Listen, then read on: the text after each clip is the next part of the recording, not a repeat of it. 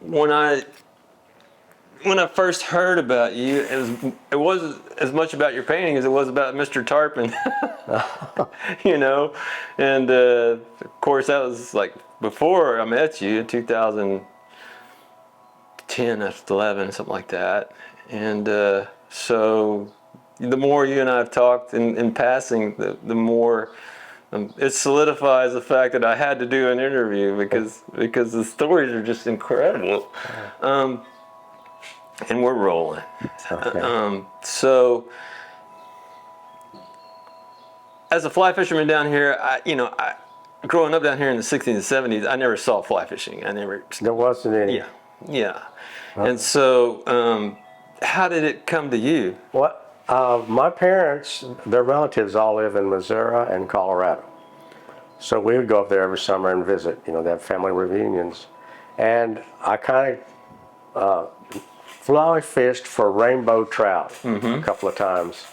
And I thought it was kind of fun. And then we went to one of the local fly fishing stores. It might even have been an LL Bean, I don't remember. But I bought a real little cheap fly fishing tackle outfit and caught rainbow trout on it there. But I brought it home to Texas when we came home for the summer, came home.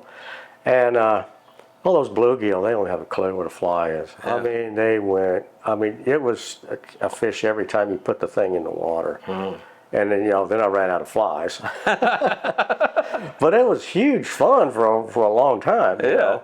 And then if we go back up in the summer, I'd buy more flies.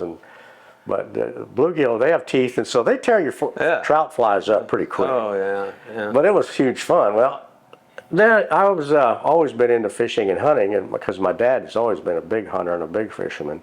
So we'd go, fish from children all out in the road. We'd go out the arroyo out to the bay and catch speckled trout and on the popping cork. And so I've always been into fishing. Then when I got a little bit older, I started doing a little fishing on my own. Well, I decided I'm just going to catch fish on lures.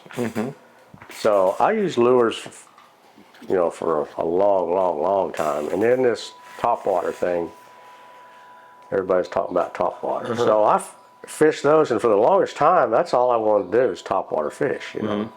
Conditions weren't right, I didn't go fishing. And then a good friend of mine, Fausto Yturria, he came by the house one day because he was buying my artwork at that time. I lived in San Benito, and he came by the house and. So Yturria Ranch, Yes. And he said, man, I just got back from from Florida, and we tarpon fished with a fly rod. And I went, really? I've heard of that, but I can't believe that you actually did. He says, yeah. I said, well, did you catch any? He goes, no, but I got a few on. And he says, those things are huge, So what year are we talking about, in the 60s or 70s? This is probably late 70s, early 80s. Okay. So yeah, that's about when it really kicked on. Yeah. And I think there was some people already down here fly fishing, but I didn't know them. I mean, I met them later. But anyway, he says, I got this fly fishing tackle for redfish and trout while I was over there. He says, let's go fly fishing for redfish and trout. And I says, okay, I have a clue what to do. And so he had some flies from Florida, and I think they were mainly bonefish flies, and we couldn't get a guide to take us out to save our life. They're just like, you're not going to catch a fish on those. We're not going to waste your time. Finally, he got Gilbert Vela. And Gilbert says, well, I don't know a thing about fly fishing, but I know where the fish are. I'm just going to turn you guys loose. And we said, that's all we want. Well, we filleted the water for hours, not knowing what to do and using wrong flies and everything, but I caught a redfish. A little one, probably 15 inches, but I thought, this is fun, So we started looking into it, and got some flies that actually worked, and I bought a fly rod, 9 foot 9 weight, which was just totally overkill. Yeah. And then I had to try to teach myself how to cast a fly rod. And so we looked at videos, and we looked at stuff, and I'd stand out in the backyard and practice. And finally I got so I could cast okay. And so then I started doing it, fishing it pretty often, but we're doing it wrong. We were drift fishing with guys lure fishing. And I went out a couple of times by myself or with another guy's fly fishing, and we were going, I think we're moving too fast. So we started throwing the buckets out behind the boat to slow it down.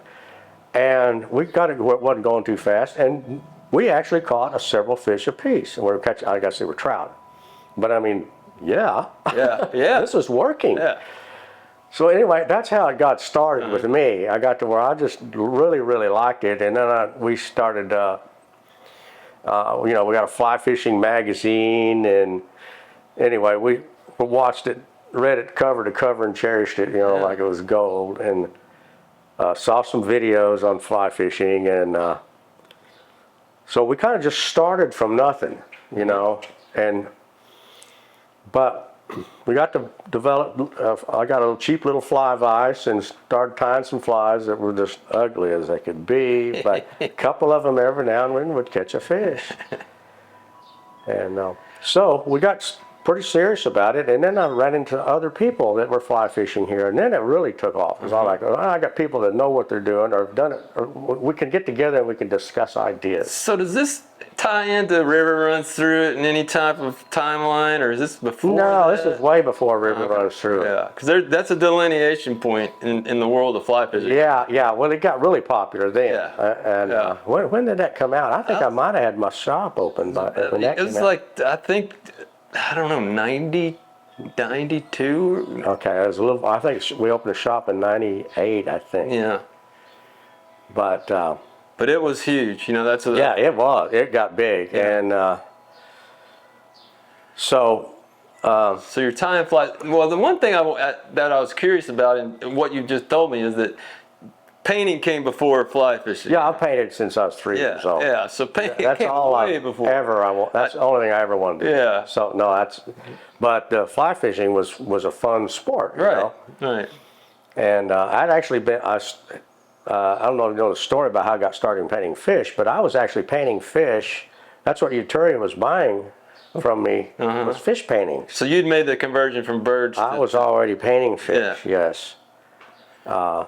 Well, I mean, to me, that you are the pioneer. I mean, I'm not trying to flatter you or anything, but you are the guy when it comes to the beginnings of this stylistic way of painting fish. Well, not really. I was...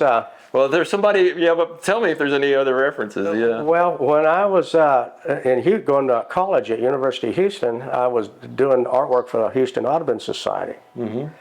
And there was a little gallery downtown. I think it was called the Chickadee Gallery, and they had artwork and books. There's a bookstore and some binocular. It was a birding like a little center, but they had a whole front room that was all artwork.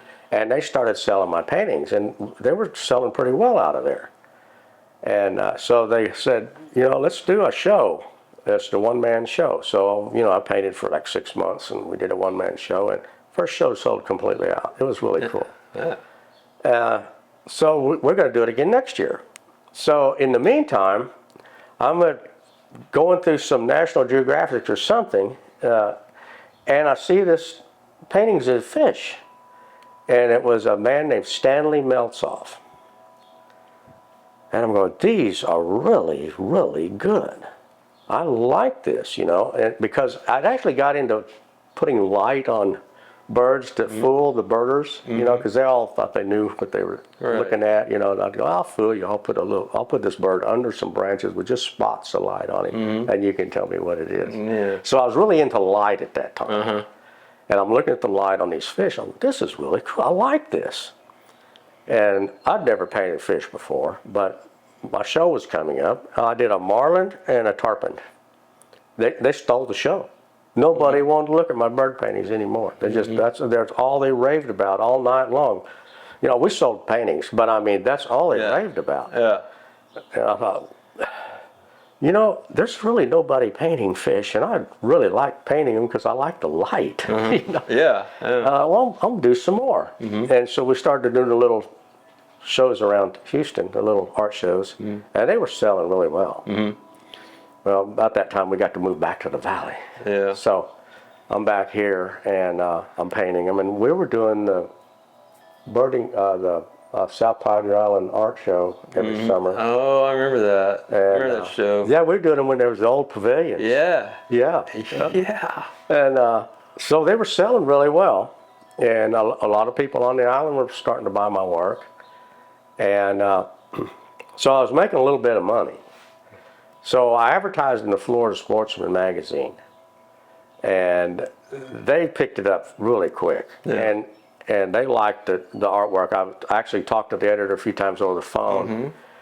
And at the same time, these guys that had a vegetable growers selling, they sold vegetables, okay? And they had some friends of theirs in Jacksonville, Florida, did the same thing. And they said, you know, every year Jacksonville has this Kingfish tournament. Would you like to be a part of it? And I says, well, what are you talking about? He says, if you will paint us a painting, and you can keep the painting, but we want to print it and make a poster, and you sit there and sign the posters, and if you do that, we will pay all of your expenses, and we'll let you set up an art show, an art display at the tournament. I said, are you crazy? Yes, I'll do that. That's a detail you didn't give me on that last interview. You got into it a little bit, but this is... Okay, so we went over there and did that. And it was a big success. So they said, let's do it again next year. So we did it again next year. And then while I was at that show, I actually talked to the guy that owned Florida Sportsman magazine. And he says, man, I want you to do some artwork for us. So I'm going to get a hold of you and you do artwork, illustration work for us. And I said, I'd love to, you know. And so that's how I got started with Florida Sportsman. Gotcha. Anyway, another guy come up to me and they did the St. Augustine Billfish tournament. And they said, would you like to do the same thing for us next year that you did for these guys? Absolutely. Yeah, yeah. So like 3 years in a row, we went to Florida for fishing tournaments. Yeah, and you said you thought about moving there. We thought seriously about moving there. Yeah. And so my wife and I, the last time we went, we didn't take the kids with us. First time we took them, and the second time we took them so they could play at the beach. Yeah. And we took them to Disney World and, you know, we did the whole 9 yards.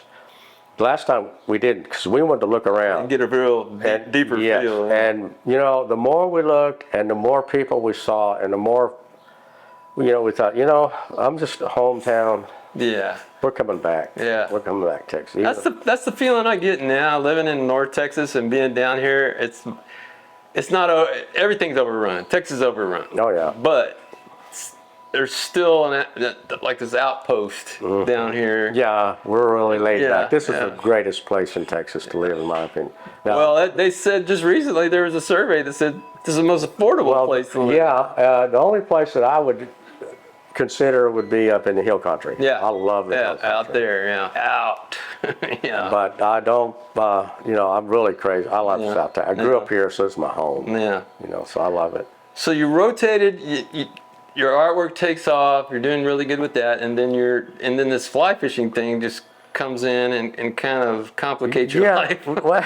Well, that's what I started doing instead of spin fishing. Yeah, you know. just converted over. And, you know, like I said, I met some people that were doing it too, so it made it a lot more fun. We all go out together and we're all fly fishing together. Yeah. And before that, you'd go out and guys would spin fishing. You're the only guy to fly rod. Yeah. So, that went on for years. Yeah. And then a good friend of mine, we kind of had some problems and we lost our house.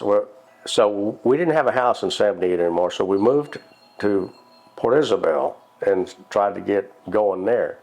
And while we were there, I ran into a guy that said, man, I'm just really thinking about opening a fly shop here, but he says, I'm just not capable of doing it by one person. And I says, hey, I'll do it. Let's do it, man. Mm-hmm. And so we got together, we got it all worked out, and we opened the shop. Mm-hmm.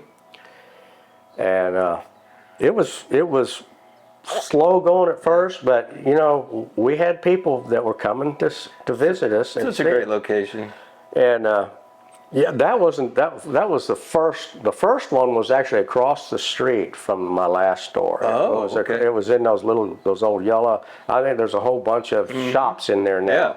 That was our first location. And we had it for 6-8 months or something, and the roof leaked real bad. It was in bad shape. Yeah. So we found another one down. There was a tackle store in there recently, and then right across the street from it, I think there's a fly shop or some kind of a fishing tackle store. We were right in that store right there, and that was pretty good because we had a big storefront, glass storefront, and that's where we started getting known, Right. and people were coming by, and so I assume that, you know, the reason I walked in your door, honestly, besides meeting you, is to get information. And so that's what, 90%. We were classified by all of our suppliers as a destination fly shop. yeah. So we kind of got over a little bit on their requirements, minimum requirements. Yeah. So that helped us, you know, they helped us get going, you know, and so we had the, you know, really good equipment. We had Sage rods, we had Thomas & Thomas rods, we had T-Bore reels, Ross reels, I don't know. But anyway, we had the Good top of the stuff. line, stuff. Yeah. And then Stuff that actually would hold up. it was good quality stuff. And of course that's expensive. Yeah. Even so we always had like starter kits and stuff like that, scientific angler starter kits, just to get people going. Right. And we gave casting lessons. And anyway, we got going pretty good out of that store there. I kept telling my partner, I said, man, the rent's too high, we need to get out of here. And he says, well, I know, but where are you going to go? And I said, well, I don't know. So anyway, my best tarpon buddy walked in the door one day, and I'm in that store. And wait a minute, man, I might have that wrong. I think we moved to the new store and he came in. But anyway, the store that we stayed in the whole time we were in Port Isabel became available. And we went down there and talked to him. And Now, what's the address on that? I mean, I'm trying to. I mean, what's there now? now there's Is it a lighting? no, that's down the street from us. We're down across that little street. We're right in front of the museum. Okay. Shoot, I don't remember the address. You got to get back over there. My memory's going like hell. Mine too. But anyway, So you're in the new place. we're in a new place. And he comes in. And he comes walking in and he says, I want to meet Larry Haines. And I said, well, I'm him. Here he is. Says, I've heard you catch tarpon. I said, well, I've caught a few. But let me backtrack a little bit. When I lived in San Benito, we heard that there was tarpon at the Port Mansfield jetties. And my brother had a little 14-foot Boston whiner. And we'd take it to the jetties. Because back then, nobody was driving the beach to the jetties. Right. And we fished there. We caught a lot of Spanish mackerel and Jack Crevalles, but I never saw tarpon, you know? And then one day, I'm like, man, I think I just saw a tarpon roll.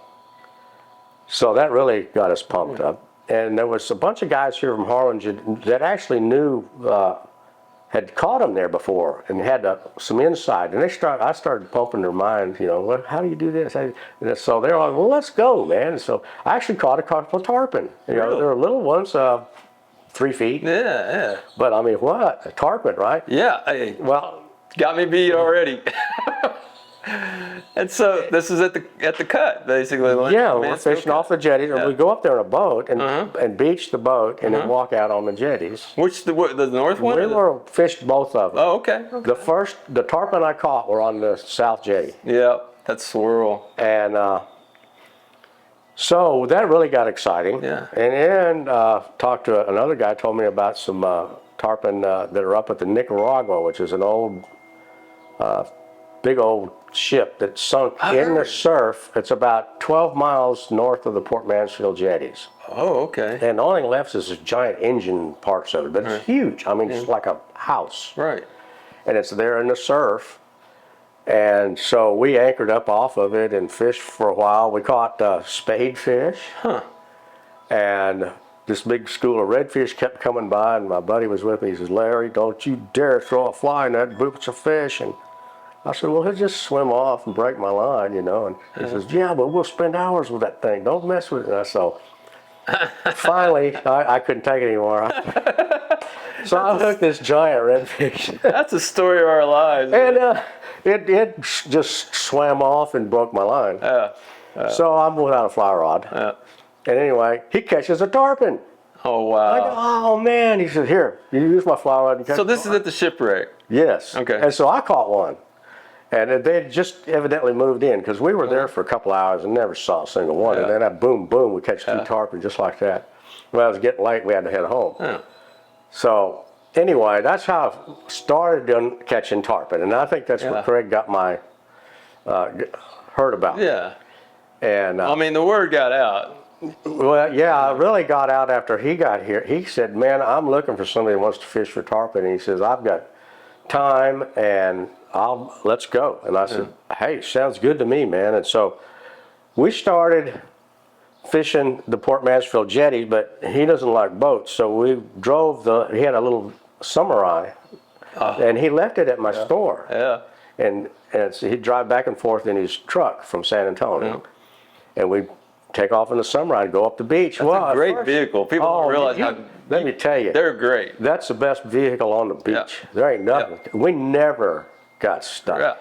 Ever. I mean, there's trucks stuck all over the place. We never got. But anyway, so you started running the beach. And we weren't really watching the surf. I mean, you just run up to cut. It took us years to figure. We're going to the cut. And at first, there was nobody there. You know, you'd go during the week, and you'd pretty much have that jetty to yourself. Maybe if 1 or 2 lone fishermen would come. And at first, we didn't see very many fish. First couple of years, if we caught 2 or 3 fish apiece, that was a successful year, you know. And that's like for the whole year. Right. And then we started noticing more fish coming, more fish. Now, where are we getting to in the timeline? We're still, well, I would say we're in, I had the shop, so we're in the early 2000s. Okay. So. Here comes that storm. Yep, here she comes. Wow. Wow. So anyway, we just went and caught fish off the jetty. And we were doing better and better and better every year. We got to where, you know, we'd catch 15, 20 of them a year. Is everything okay? Yeah. Exposure changed quite a bit. Hope these don't blow off. Wow. It's gonna be messy. It's gonna be messy. That's something. Oh. Yeah, we're still doing good. This light's taking over. Okay. Yeah. So we're okay. Yeah, we're good. So where was I? Let's see. I was. So you've been driving up, and you had a good season. If you caught 3 or 4 fish. Yeah. And then we got to where we were catching 10 a season. You know. Of course, we were figuring it more out. We need to stop so you can batten down the hatches. No, this house is ready for it, whatever happens. All right. So anyway, we got a hold of some Pate tarpon. That back then were VHSs, you know. And I mean, we watched those things over and over and over and over, and we learned how to set the hook. We didn't know anything about any of that. Oh, okay. All kinds of techniques that we didn't have a clue. Yeah, I don't have a clue either about Billy Pate now. As far I know, they made some great fishing hooks and stuff. Oh, he was like one of the major tarpon fishermen of all time. And keep talking to me. so he, anyway, we were following his instructions, and we started actually landing a few more fish. And we were fighting them better. We didn't know to bow to them, and you know, we learned that. And so now not only are we hooking more fish, we're landing more of them. You know, so that got us really going. Yeah. Success has a way. Yes. And then so we're cruising up to the jetties, or coming back from the jetties, and we're coming back a little early one day, and I'm just riding along, and I'm looking out at the surf, and this wave comes up, and there's a tarpon in it, and he was you know, less than, I guess he was maybe less than 50 yards from the beach. I said, Craig, did you see that tarpon? He says, no, I didn't see it. I said, man, there was a tarpon in that wave. So we stopped, and sure enough, there was tarpon in the surf. We'd see another wave, we'd see another, we'd see another, and you know, they were out off that first sandbar. Right. So, and it was late, getting a little late, so we thought, well, we can't go out and really fish for them right now. We need to go home, but tomorrow, because he had come down and stay for 3 or 4 days. Where is he from? San Antonio. Oh, okay. And so he stayed at my house. We actually called it Craig's room after a while. He stayed there so often. But so we went back the next day, and now we're driving the beach, and we're driving slower and looking. And then, you know, up comes a wave, and here's these jack crevalles going across. I said, did you know you could see these fish in the surf? He goes, no, I did not. So we jumped out. We caught a couple of the jacks. So this is fun. So we started driving slow and watching the surf. Well, we started finding tarpon in the surf, and we could catch them, you know? Yeah. And this was like, opened a brand new door. Yeah, it's like the light goes on. So now we're spending, instead of, well, it was like, what, 22 miles or something to the Yeah, Jetties? oh yeah. And I mean, the road was, I don't know how long the road was. burning it up. Yeah. Well, we get on Access 6. Yeah. And of course, we're going as fast as the beach will let us. Right. But now we're just crawling along at, you know, 5, 10 miles an hour. One guy's spotting and the other guy's driving. And, yeah. And so we started catching them in the surf. And some days we never got to the Port Mansfield jetties. Wow.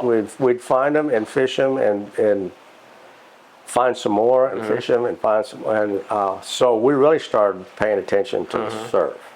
Yeah.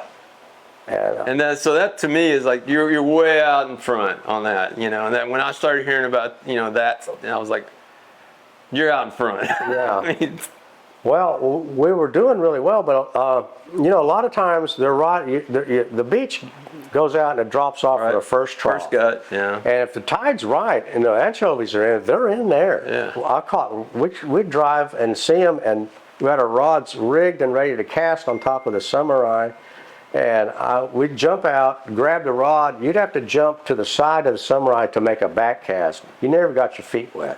Just like that. And catch a tarpon. Wow. And you know, Golly. so, but those days were not, they were pretty rare. Yeah. But you know, then we met this guy from Louisiana, and he started fishing with us quite a bit. And one day we're out there fishing, and usually after the first trough, the first sandbar, depending on how high the tide is, you know, if the tide's up and the sandbar's on, the water's at your knees, the waves are going to hit you in the chest. Yeah. So it makes it really difficult to mend your line, take care of your line, cast at a fish, jump over waves. Right. But we still caught some, but you know, there seemed to be a lot more fish off of that first sandbar. So I was just teasing him one day, that Cajun guy, and he says, hey man, make us a ladder that'll stand up out there on the sandbar. You know, he came back with this a few days later over the shop, and he had this prototype, and it was a 6 foot tall wooden ladder, and he had a PVC platform built around the bottom of it. And he says, I bet this will be stable out there. Well, we took it out, and yeah, but the waves would knock it over. And so anyway, we started, and it was hard to carry. We started thinking about it, and we made it so that the PVC was up a little higher, and so the legs stuck down, and they made anchors that stuck in the sand. And the PVC pipe would keep it from tipping over. And then we figured out a way that you could fold it up so you could fold the ladder together. We could put 2 of them on top of each samurai. And you could carry it out to the first sandbar and set it up, and you could walk up the ladder. Well, This is so great. you could get higher than the waves, actually. So you know. yeah, you're unimpeded. So usually we'd stand about 1 or 2 steps from the very top of it, and we noticed if you turn it into the surf, when a wave breaks, it'll go right through it and No resistance. won't bother it at all. And so, I mean, one day we'd used them several times and was catching fish on them, but wasn't really good at it. We were coming back from up the beach, and we saw a whole bunch of tarpon. And so we took them out there, and this was probably 3 o'clock in the afternoon. I bet we caught over 35 apiece. Tarpon. Yes. Off the ladder. Off that ladder. I mean, it was like, Bang, bang. wow. Yeah. You could see them coming. They weren't really nervous about anything being on the jetties, you know. Like they are at the jetties. Right, right, jetties, yeah. So they're just cruising along. You can watch them swim up the sandbar, and you get in range, just cast at him, and 9 times out of 10 they bit. Yeah, they're just. They were between, I would say they were between 50 and 65 pounds. Yeah. So they're not decent fish. They're about 4.5 feet, 5 feet long, 4.5, 5 feet. It was a hoot. Yeah. Oh, we went out the next day and went to the same sandbar, and there they were. And I bet we caught at least 20 apiece that day. So what year are we getting into then? Because you and I talked before about the population increasing. Yeah, the population was increasing all along. Okay. And so this was probably 2010 to 2012. Yeah. Somewhere right in there. Yeah, yeah. Do you hear about this going on now? I mean, People have asked me how to build the ladders. I've kind of told them how to do it, but they only work certain times. Right, It's certain not times of gonna- the year. It's not a guaranteed catch fish. Yeah. But if you're at the right place at the right time, right. it's that's the way. it makes the difference of catching or not catching them. Yeah. Because you're up and you can see them. If you're down blind casting, your chances of, you're just hoping a fish comes by. Right, right. And when you see them, you can put the fly right where they want it. Yeah. So what flies are you using by then? What have you? We were using it was called a Tarpon bunny, which looked a lot like the stew app. Yeah. But we had a bunny tail, and we palmered bunny the bunny that laid back. Right, right. The crosscut. Yeah, laid it for a little head, and we made them pretty small. So you'd already. They were about 3 inches. We'd already realized big flies don't work. Yeah, that's. Yeah, we figured that out a long time ago. Yeah. And so, but that one worked really good because it swims good and it's not too hard to catch. But when it does get wet, because we use that 1/4 inch wide rabbit strip, they get heavy. Oh wow! When they get soaked, they get heavy. So anyway, later on, that fly evolved into marabou, and it's just a couple of wraps of that crosscut bunny on the front. Basically exactly the same fly. Right. No shine in it, nothing in Yeah. it. The flash seemed to turn them off. And but that's a fly. We had the best one was purple and black. A chartreuse and white was a good one. Red and white was a very good one. So we had a variety of colors. Yeah.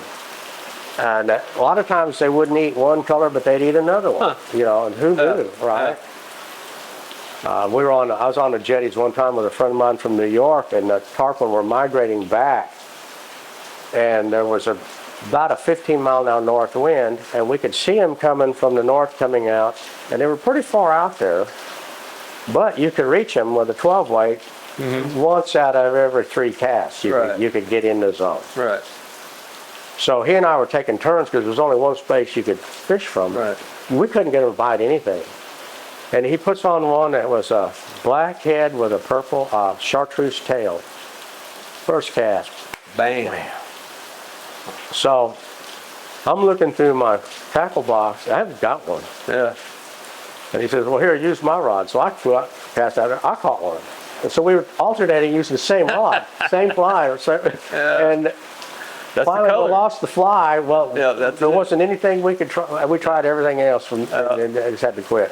They wouldn't eat anything but that one. That's so interesting. Right? It's crazy. Because, I get out there and I'm just happy to be casting, and the fly is like, okay, I know purple, and I know this, but I didn't go through the whole box of colors, Yeah, well, we kept trying them. Owen and I, we kept trying them and trying them, and Yeah, we had those tarpon stretchers, it was already stretched, and we'd pull them out and tie them on, pull them out.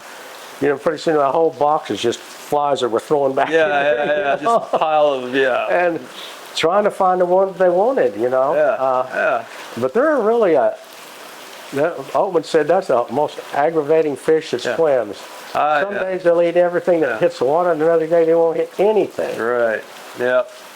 Well, the population increase is something that excites me, of course, gives me hope.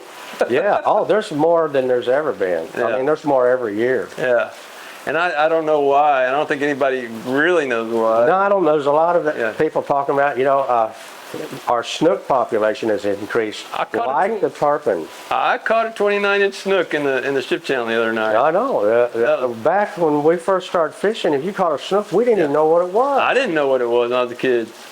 And I had to look it up.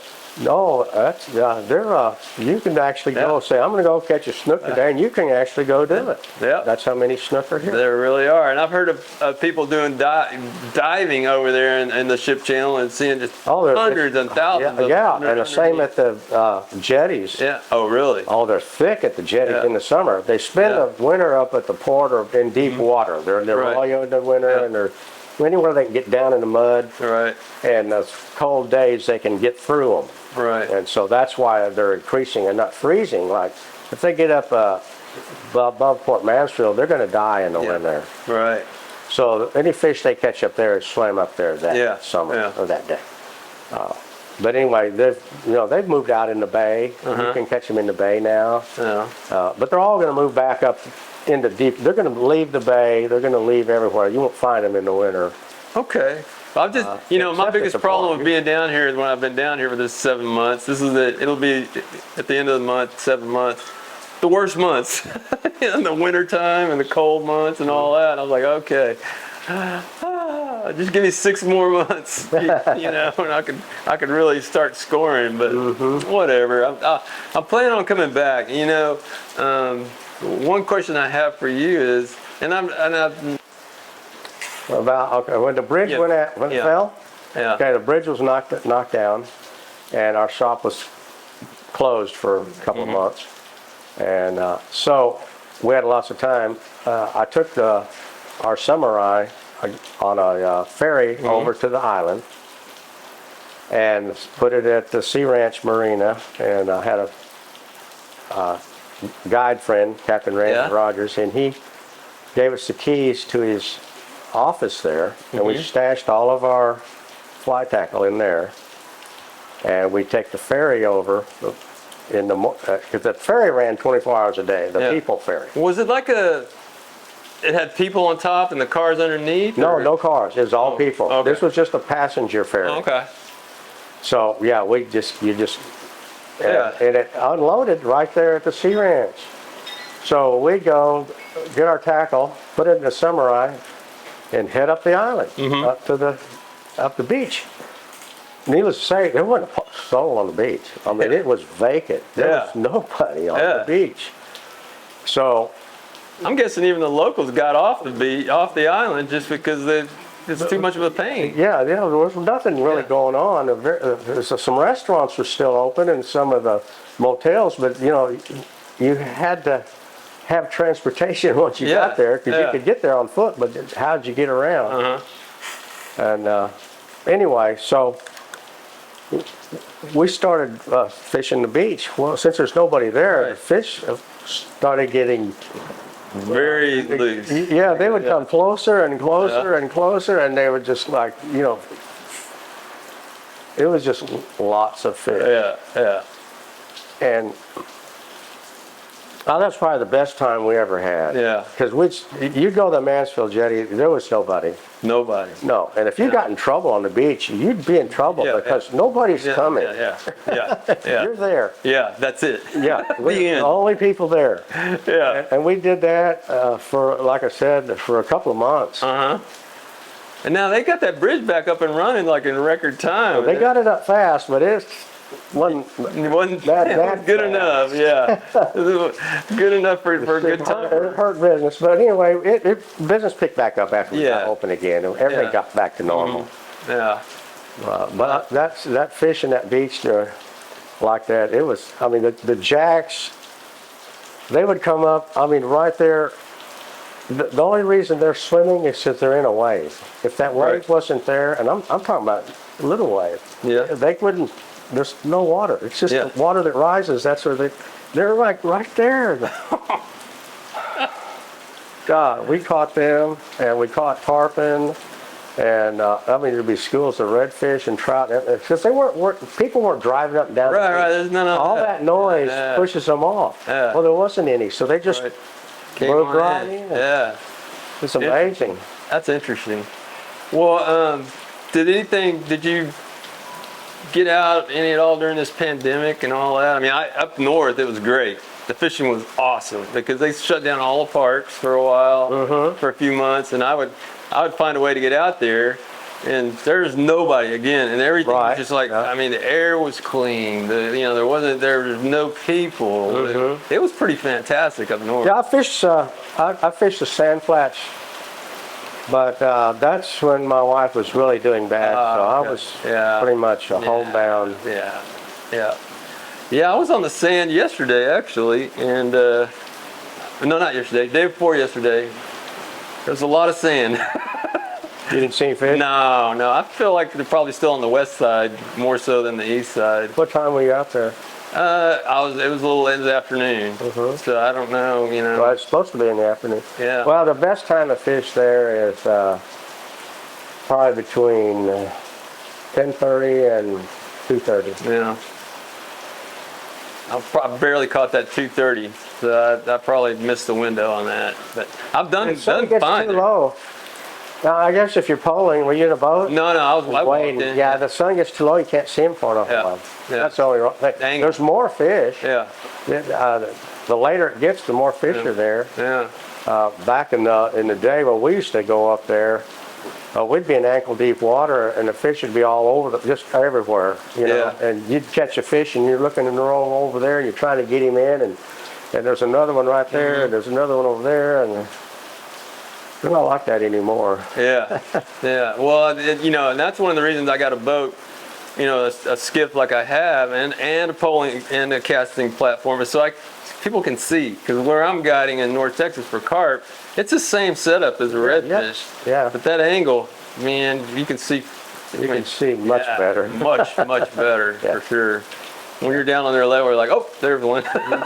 It's like. Yeah. Did you see him first? Yeah. Before he saw you? Yeah. No. And then try not to move much, because he's going to see you moving. Yeah. So yeah, but I love fishing the sand. I love the sand for some reason. I fish it barefooted. I just I jump out of a boat and take off. I am just in heaven up there. I love it. I really like it, and I can't explain it because, I mean, it's good or bad as anywhere else. Pretty much, but it's just the beauty of it. It's like being in a desert, like a liquid desert is what I called it. Yeah. It's because, and now the one thing I noticed. I came here in 2016 and did the sand, walked the sand or whatever. I call it walking the sand because I usually walk. And there seemed to be a real line between the grass and the sand. And now with the grass, there's more grass. It seems like, it's coming into the sand. Yeah. So I guess that's a good thing. It's good. Yeah. That should help. Yeah. That's something. Yeah, I never see any. You can see them passing over, those blank areas, it's all pure sand, but if they stop, it's for a crustacean or something, Woo! Man, welcome to South Texas. Yes. A little more rain, a little more activity out here. I'm planning on coming back. One question I have for you is, and I've seen a lot of interviews. I'm obsessed with watching fly fishing interviews. Who should I interview next down here?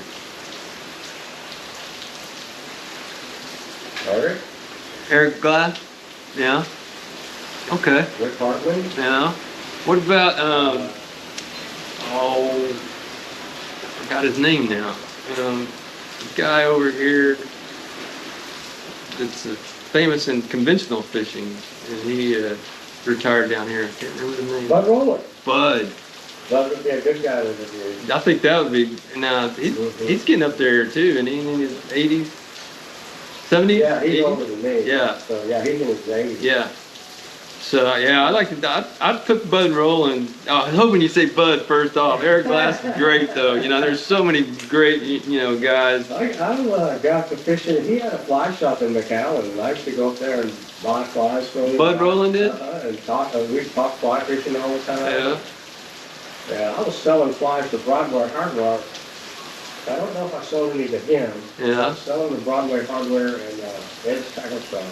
Okay. So I was selling flies around the valley, and we were just trying to get it promoted. Yeah, I get a foothold. Fly fishing Yeah. promoted, and Yeah.